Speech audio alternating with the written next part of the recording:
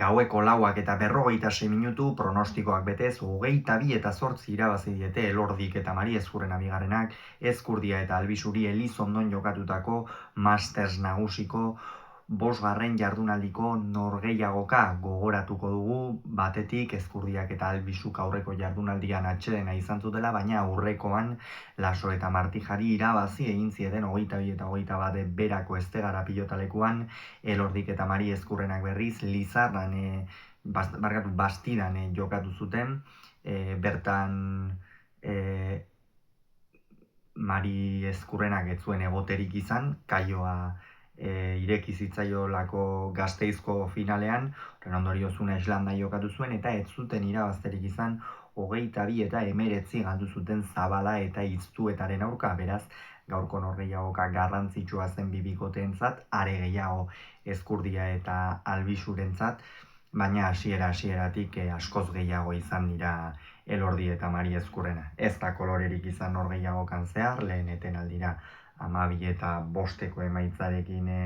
heldu dira, gainera Albisu partida hasieran galtzaile ikusi dugu, eta normala da, ez? Azken finean ez da asko jokatzen ari uda honetan zehar Ataungo atzelaria, eta horren ondorioz, norgehiagoketan ere erritmo falta sumatzea normala da.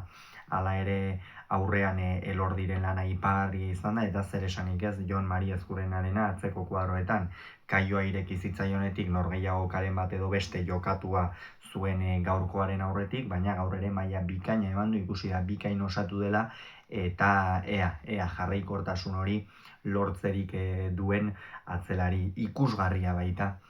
Jon Mari Ezkurrena. Eta horiek horrela Elordi batez ere oso inspiratuta ikusi du, egia da, beti Jon Mari Ezkurrena atzean edukitzeak berme gehiago ematen duela, baina jakin egin behar da ere atzelari jotzaile batekin jokatzen, eta hori Elordik oso ongi jakin du. Azken etenaldira 18 eta 7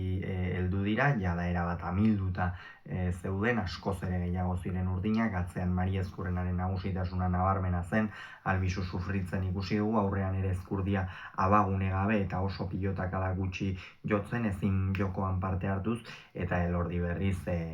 sekulako norgehiagoka osatuz, ez, asko asmatu du, ikusi du gainera, ez, behar bada Mari Ezkurrena oraintxe itzuli da, erritmo falta eta sumatzea badago,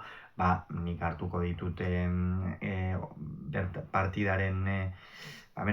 galoiak edo, eta bikain hartu eta azte partida atera duen hasieratik amaierara arte. Azkenerako aipatu dugun moduan 22 eta 8